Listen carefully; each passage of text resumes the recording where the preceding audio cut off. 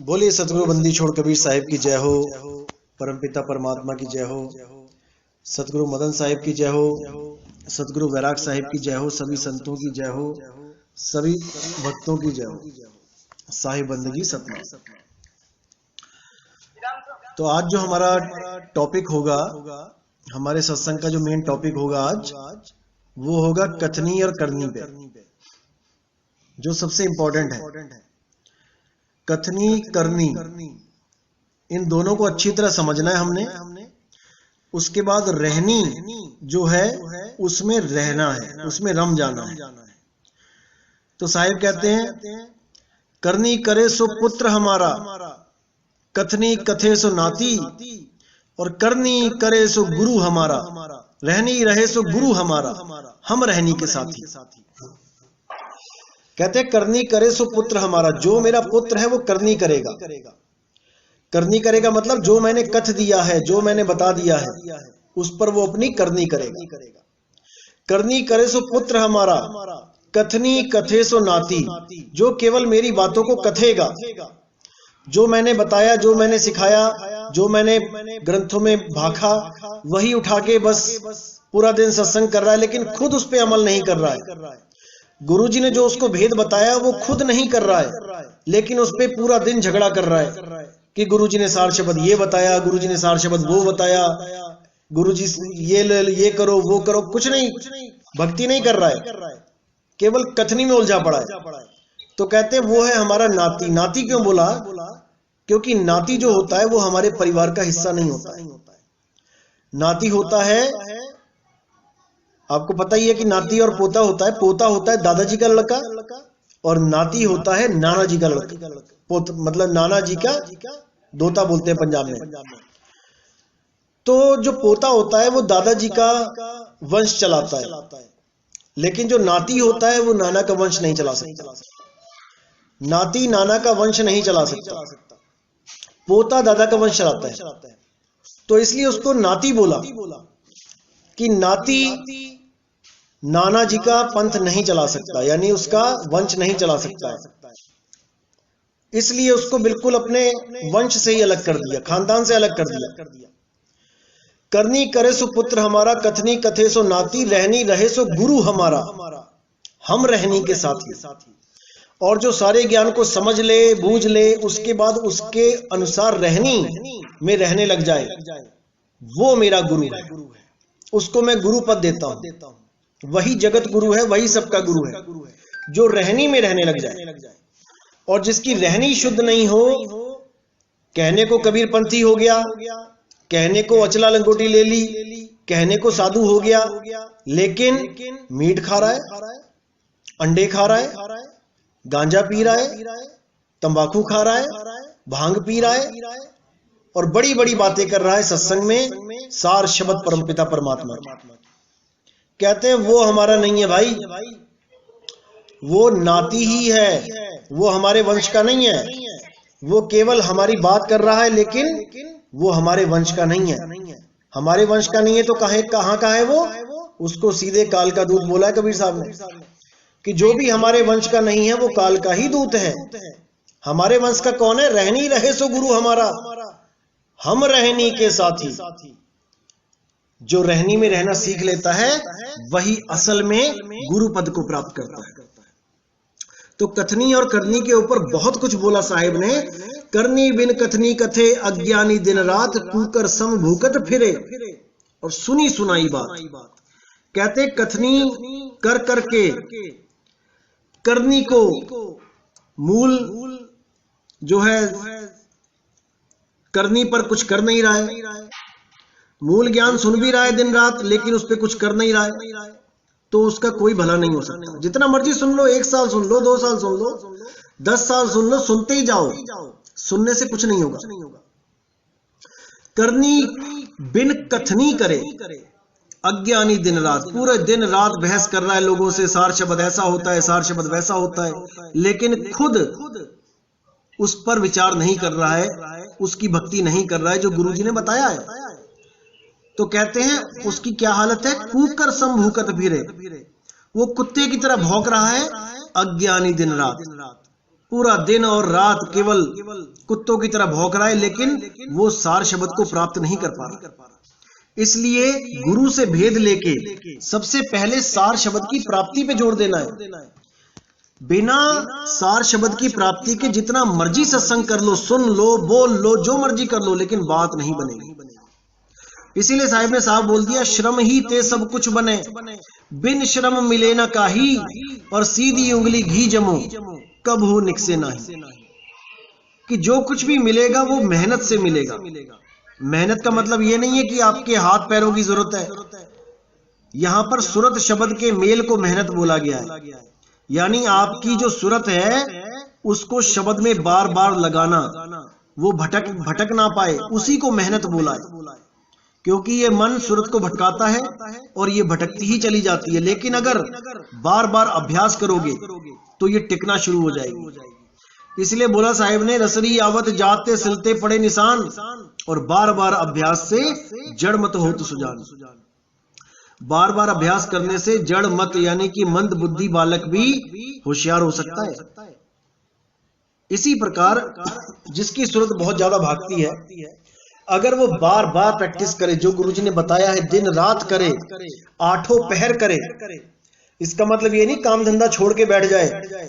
आठों पहर का मतलब 24 घंटे नहीं, अपना काम करता रहे, जो करना है करे, लेकिन अपनी सूरत शब्द में संभाल ले। उसकी सूरत बिलगनी नहीं चाहिए। गुरु समाना शिष्य में, शिष्य समाना नेह, और बिल गाए बिलगे नहीं, वो बिलग नहीं सकता। एक हंस दुई देह, वहां पर एक हंस दुई देह हो गया, यानी दो होते हुए भी एक हो जाता है। सूरत शब्द दो होते हुए भी एक हो जाएगी। कब? जब आप उसका सिमरन लगातार करोगे, बार बार उसको याद करोगे, याद करते करते करते आप ही शब्द हो जाओगे। इसीलिए बोला, कई जगह बोला गया कि मैं रांझा रांझा कर दी, मैं आप ही रांझा होई, आप ही रांझा होई, हुण मैनू हीर ना आखो कोई। कि हीर कह रही है कि मैं रांझा रांझा करती करती करती मैं खुद ही रांझा हो गई। अब जब मैं खुद ही रांझा हो गई, अब मुझे हीर मत बोलो, अब हीर नहीं रही मैं, अब मैं ही रांझा हो गई। इसी को कबीर साहब ने बोला, अब तो जाए चढ़े सिंहासन, मिले है सारंग पानी, और राम कबीरा एक बहे है, और कोई ना सके पछानी। जिसको मैं ढूंढ रहा था, मैं ढूंढता ढूंढता मैं वही हो गया। लाली मेरे लाल की जित देखूं तित लाल, लाली देखन मैं गई और मैं भी हो गई लाल। जिस लाली को ढूंढने के लिए मैं जा रही थी और ढूंढ रही थी, ढूंढते ढूंढते ढूंढते पता चला मैं ही लाल हो गई। अब ढूंढू किसको? इसीलिए बोला, गुरु ना चेला रहूं अकेला। गुरु चेले का एक भाव होता है, गुरु आपको मार्गदर्शन देता है।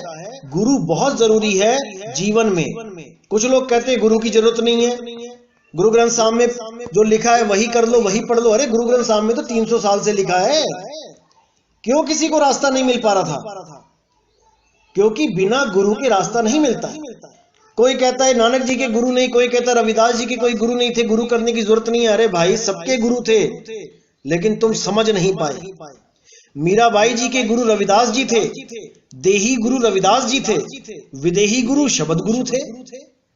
नानक जी के देही गुरु जिंदा बाबा थे, जो बेई नदी पे मिले थे, और शब्द गुरु कौन थे? वो उनके विदेही गुरु थे। इसी प्रकार राजा पीपा के भी देही गुरु कौन थे? रविदास जी थे, लेकिन विदेही गुरु कौन थे? वो शब्द गुरु थे।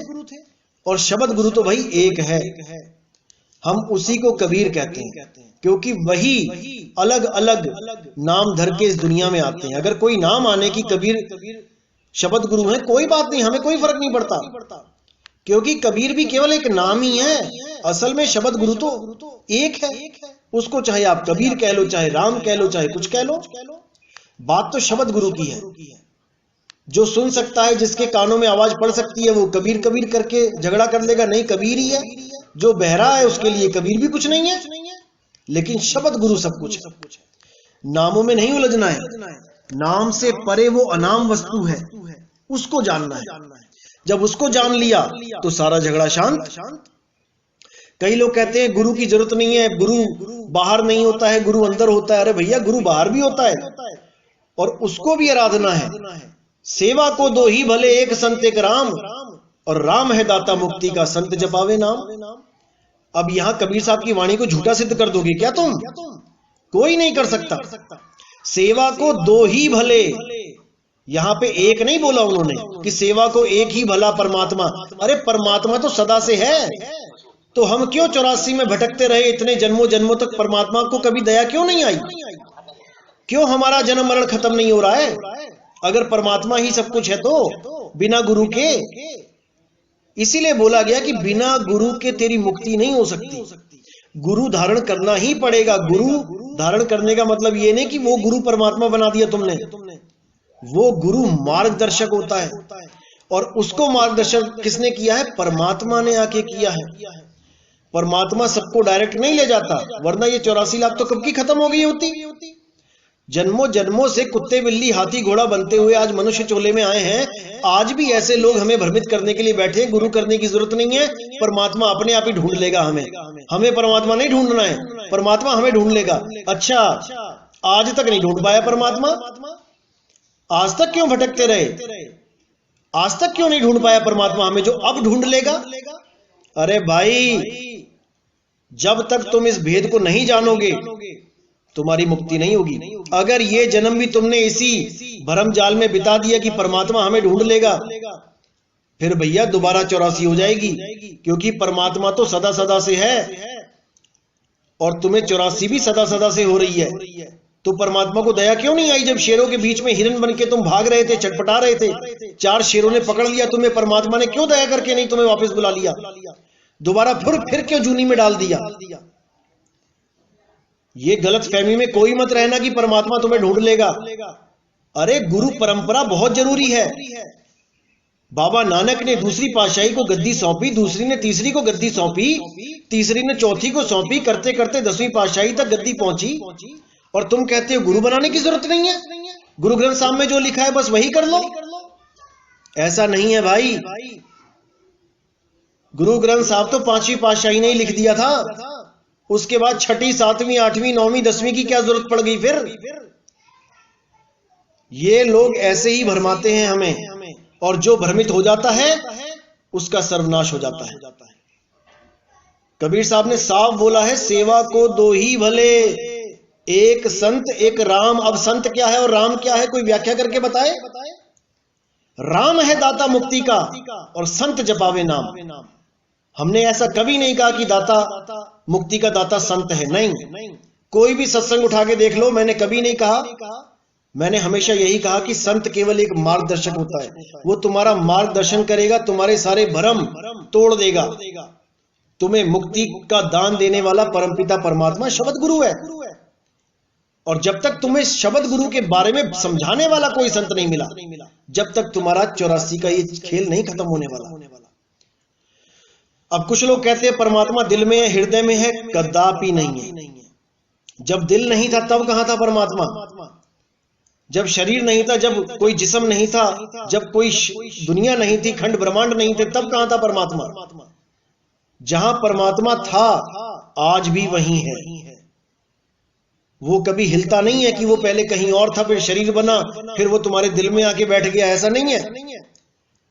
बहुत से लोग भ्रमित करेंगे, क्योंकि अधूरा ज्ञान है। अधूरा ज्ञान ही जन्म मरण का सौदा है।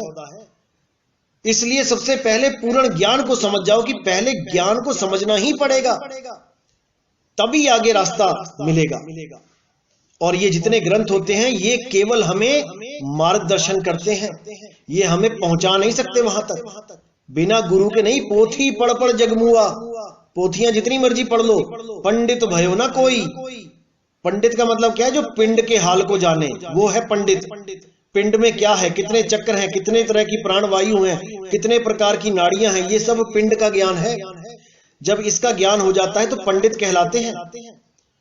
तो पोथी जग जग, पोथी पढ़ पढ़ जग मुआ, पंडित भयो ना कोई। एक अक्षर प्रेम का, उस आदि अक्षर को जान लो, जिसको प्राप्त करके तुम्हारे हृदय में प्रेम भर जाएगा। जो लोग कहते हैं परमात्मा हृदय में है, अरे भैया तुम्हारे हृदय में चोरी, छल, कपट, चालाकी ये सब हृदय में भरी पड़ी है, कैसे परमात्मा बैठेगा वहां पे? पहले इसको खत्म करना पड़ेगा। कैसे? सिमरण के साबुन से। जब तुम बार बार सिमरण करोगे, बार बार उस मालिक को याद करोगे, तो जिसको हम याद करते हैं उसके गुण हमारे अंदर आने लग जाते हैं। जब हम पीव को याद करेंगे तो हमारे दिल में पीव ही आ जाएगा, यानी कि पीव के गुण आ जाएंगे। तो इसीलिए बोला, साहिब ने साफ बोला कि कबीर मन निर्मल भया, जैसे गंगा नीर, और पाछे पाछे हरि फिरे, कहत कबीर कबीर। मन निर्मल भया, मन सबसे बड़ा पापी है। यहां पे हृदय बोल लो, मन बोल लो, विचार बोल लो, बुद्धि बोल लो, सोच बोल लो। सोच निर्मल हो गई तो हृदय भी निर्मल हो गया, उसको एक ही बात है। हृदय निर्मल हो गया, उसी को कह देते हैं मन निर्मल हो गया। ये सब भावात्मक शब्द हैं। इसका मतलब ये नहीं कि हृदय लिखा है तो तुम हृदय में ही घुस जाओ, मन लिखा है तो तुम मन में ही घुस जाओ, ऐसा नहीं होता है। जब हम परमात्मा को याद करते हैं तो हमारे हृदय में परमात्मा का वास हो जाता है, यानी जैसे गुण हमारे परमात्मा के हैं वैसे ही हम हो जाते हैं। अब हम हर जीव से प्रेम करते हैं, हम कभी छल कपट नहीं करते हैं, हम हमेशा अच्छी दृष्टि से सबको देखते हैं। ये सब गुण हमारे अंदर भर जाते हैं। क्यों भर जाते हैं? क्योंकि जिसको हमने याद किया उसी का हमारे हृदय में वास हो जाएगा। ऐसा नहीं है कि हमें हृदय में ही ध्यान लगाना है कि परमात्मा ने कनेक्शन जोड़ दिया हृदय में, दिल में धड़क रहा है तभी खून पंप हो रहा है। अरे ऐसे ऐसे जानवर हैं, ऐसे ऐसी योनियां हैं जिसमें दिल ही नहीं होता, बिना हृदय के योनियां चल रही हैं, शरीर चल रहे हैं। और कई कई ऐसी योनियां हैं जिसमें 6-6 हृदय हैं, 3-3 हृदय हैं, दिल 3 है उसमें। तो कौन से वाले दिल में परमात्मा बैठ गया जाके भाई? 3 दिल में 3 परमात्मा तो नहीं समा सकते। तो ये सब भावात्मक होते हैं। लोग क्या कर रहे हैं, ग्रंथों में से हृदय निकाल निकाल के, यानी जहां पे भी हृदय लिखा है वो हृदय शब्द निकाल निकाल के लोगों को भ्रमित किया जा रहा है कि परमात्मा हृदय में रहता है। अरे भाई, परमात्मा हृदय में रहता है तो अंत समय में तुम क्यों छोड़ रहे हो देह को? तुम भी हृदय में वास करो ना परमात्मा के साथ सदा सदा के लिए। तुम्हें क्यों हृदय को छोड़ के जाना पड़ रहा है, शरीरों को छोड़ के जाना पड़ रहा है, 9 द्वारों में से निकलना पड़ रहा है? क्यों? क्योंकि तुम्हें मूल निज स्थान नहीं पता, निज नाम नहीं पता। और उसी निज नाम के लिए, निज स्थान के लिए ये सत्संग किए जा रहे हैं। और आने वाले सत्संगों में एक एक चीज खोल दी जाएगी। 2020 के अंत तक एक भी ऐसा भेद नहीं होगा सिवाय सृष्टि रचना के जो आपको नहीं पता होगा। आपको कोई भ्रमित नहीं कर पाएगा, ये वादा है मेरा। एक एक चीज को ऐसा क्लियर कर दूंगा कि आपको हर चीज घर बैठे मिल जाएगी। बस एक चीज रह जाएगी, वो है गुरु प्रथा, गुरु में ज्वाइन होना, गुरु के पंथ में शामिल होना। केवल आपने मुहर लगवानी है फिर गुरु की कि हाँ मेरा कोई गुरु है, हाँ मैंने किसी से ज्ञान लिया है। अन्यथा आपको और किसी चीज की जरूरत नहीं पड़ेगी, घर बैठे सारा ज्ञान मिलेगा। ये नितिन दास का वादा है आपसे। एक एक चीज को क्लियर कर दिया जाएगा। 2020 में सारे भेद खोल दिए जाएंगे ताकि आने वाले समय में कोई भी आपको भ्रमित ना कर पाए। तो बहुत जरूरी है हर बात को समझना। संतों की वाणियों में बहुत कुछ लिखा होता है, लेकिन वो भावात्मक होता है, शब्दात्मक नहीं होता है। जैसे मैंने वाणी बोली थी कि अंजन माही रहे निरंजन। अंजन का मतलब मैंने वहां आंख इसलिए बोला था ताकि कुछ लोग एकदम उछलें कि देखो गलत अर्थ कर दिया इसने, आंख नहीं होती है अंजन। अंजन का मतलब होता है माया। अरे भाई, अंजन का मतलब होता है सुरमा, और सुरमा का स्थान होता है आंखें। जैसे आंखों में सुरमा होता है, ऐसे ही परमात्मा आंखों में बसता है। इस वाणी का ये भाव था, लेकिन ये भाव तब निकलेगा जब कोई चांचरी मुद्रा वाला इस वाणी को पढ़ेगा। जब हम इस वाणी को पढ़ेंगे तो हमारा भाव बिल्कुल अलग निकलेगा। हमारा भाव क्या निकलेगा? अंजन माही रहे निरंजन। कुछ लोगों ने क्या बोल दिया कि अंजन का मतलब होता है माया, यानी माया में परमात्मा रहता है। बताओ इनकी बुद्धि को क्या हो गया है। माया में परमात्मा रहता है। अरे भाई, वो मन माया से निर्लेप है, मन और माया से परे रहता है परमात्मा, माया में नहीं रहता है। माया तो उलझाने वाली है, तुम परमात्मा को माया में घोषित कर रहे हो। इसका भाव ये होता है जैसे सुरमा लगाने पर, सुरमा भले काला होता है, उससे भले आंखें काली हो जाती हैं, लेकिन काला होता हुआ भी वो आपकी दृष्टि को साफ कर देता है, आपकी कमजोर आंखों को बल देता है, आपको धुंधला जो दिखाई देता है वो साफ दिखने लग जाता है। अंजन माही रहे निरंजन।